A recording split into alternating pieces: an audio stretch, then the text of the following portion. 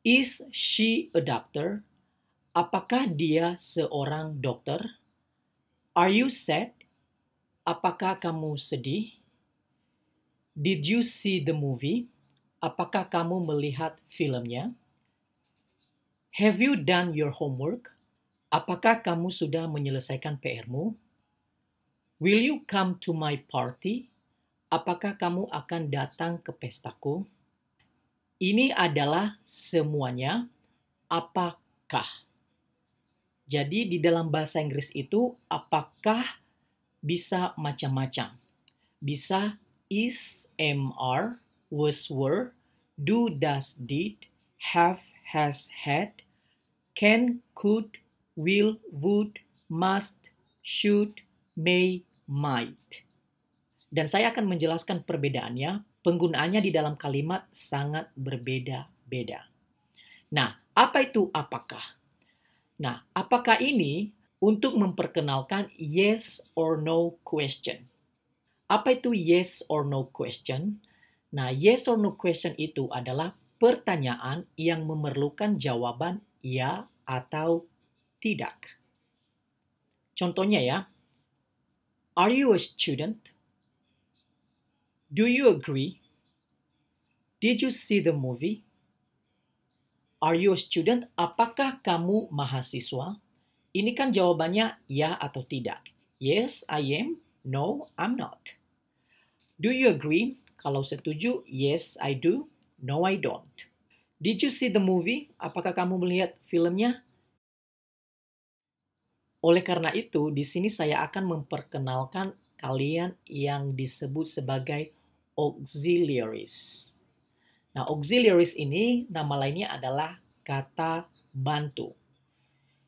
Jadi kata bantu ini seperti tadi yang saya bilang, is, am, are, was, were, do, does, did, have, has, had, dan lain-lain sebagainya. Nah, saya akan menjelaskan satu persatu. Yang pertama, saya menjelaskan is, am, are, was, were sebagai apakah dulu. Kapan kita menggunakan is, am, are, was, were ini sebagai apakah?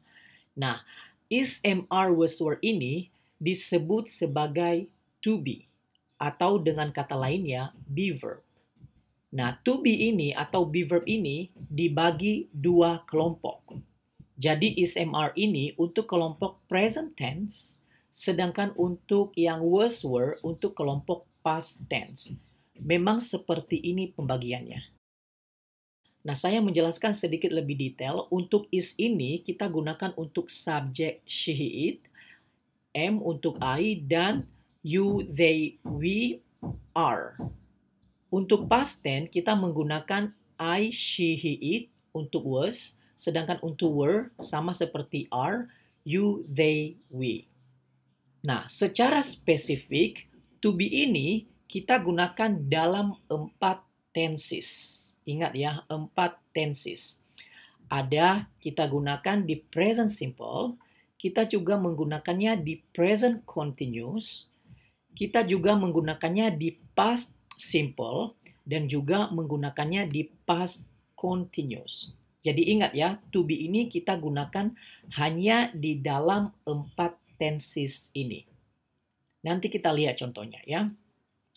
Oke, pertanyaannya dalam kasus apa kita menggunakan to be ini sebagai apakah? Nah, dalam hal ini ada 3 kasus kita menggunakannya. Kasus pertama yaitu apabila kalimatnya tidak mengandung kata kerja. Contohnya seperti ini. Apakah kamu sedih? Apakah dia guru? Sedih itu kata sifat. Guru itu kata benda. Di sini tidak ada kata kerja. Oleh karena itu, karena tidak ada kata kerja, jadi kita menggunakan to be sebagai apakah. Are you sad? Atau bisa juga were you sad? Nah, bedanya are you sad dan were you sad adalah are you sad present simple, were you sad untuk past simple. Jadi kalian harus tahu ya perbedaan present simple dan past simple. Nah, untuk present simple ini adalah untuk yang sekarang ya. Apakah kamu sedih? artinya keadaannya sekarang.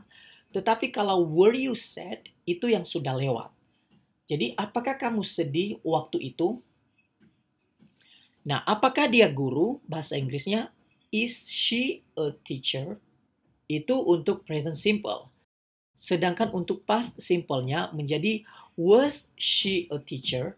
Apakah dia dulunya sebagai guru? Jadi sama artinya, cuma penggunaannya di dalam kalimat saja yang beda. Makanya tadi tahu ya, harus tahu perbedaan present simple dan past simple. Nah, itu kasus pertama kita menggunakan be verb ini atau to be ini. Apabila kalimatnya tidak mengandung kata kerja. Kasus kedua kita menggunakan be verb ini adalah untuk kalimat pasif atau passive voice. Contohnya, apakah itu dimasak? Apakah kita diajari oleh Mr. Bob? Nah, jadi passive voice ini atau kalimat pasif ini pasti kalian sudah pelajari di sekolah ya. Kata kerja yang dimulai dari dimasak, diajari, itu yang disebut dengan kalimat pasif. Nah, untuk kalimat pasif ini, apakahnya atau yes or no question kita menggunakan to be atau be verb. Menjadi kalimatnya is it cooked? Atau untuk past simple-nya was it cooked? Nah, ingat di sini untuk passive voice, nanti saya akan bikin videonya khusus. Untuk passive voice ini, kita menggunakan bentuk ketiga, oke, atau verb 3. Itu wajib, ya. Kemudian, apakah kita diajari oleh Mr. Bob? Artinya, are we taught by Mr. Bob? Ini lagi ya, taught kita menggunakan bentuk ketiga di sini ya. Atau, were we taught by Mr. Bob? Are untuk present simple-nya, kalau were untuk past simple-nya.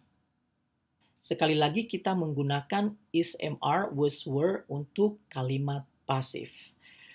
Yang terakhir kita menggunakan is, am, are ini atau was, were ini untuk kalimat yang sedang berlangsung. Baik itu present continuous atau past continuous. Jadi untuk dua hal itu. Contohnya, apakah mereka sedang menonton? Are they watching? Yang sedang-sedang ada ing-nya, watching. Nah, di sini kita menggunakan to be atau be verb sebagai apakahnya. Atau past tense-nya, were they watching?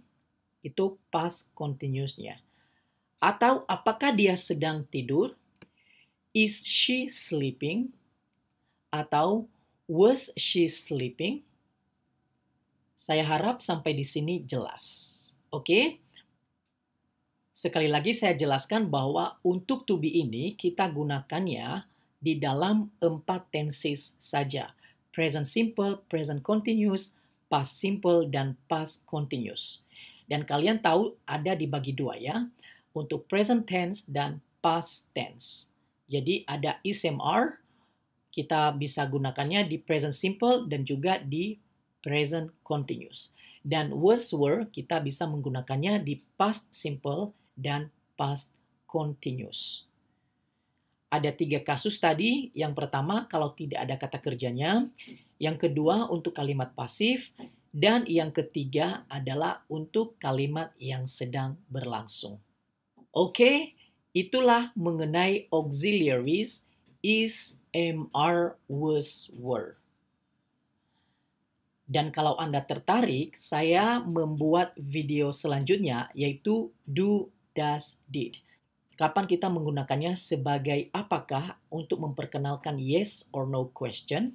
Berbeda penggunaannya dengan is, am, are, was, were. Berbeda. Jadi saya bagi videonya. Saya berhenti di sini dulu. Kalau kalian tertarik silakan tonton selanjutnya. Karena saya tidak mau videonya terlalu panjang. Nanti biasanya kalau kepanjangan, biasanya penontonnya sudah males. Ini dulu dipelajari dulu is, am, are, was, were benar-benar dikuasai. Baru setelah itu kalian lanjut dengan do, does, did, have, has, had, can, could, will, dan seterusnya. Saya menjelaskannya sampai tuntas. Oke? Kalau ada pertanyaan jangan sungkan untuk ditanyakan di kolom komentar di bawah ini. Oke? dan sampai jumpa di video selanjutnya.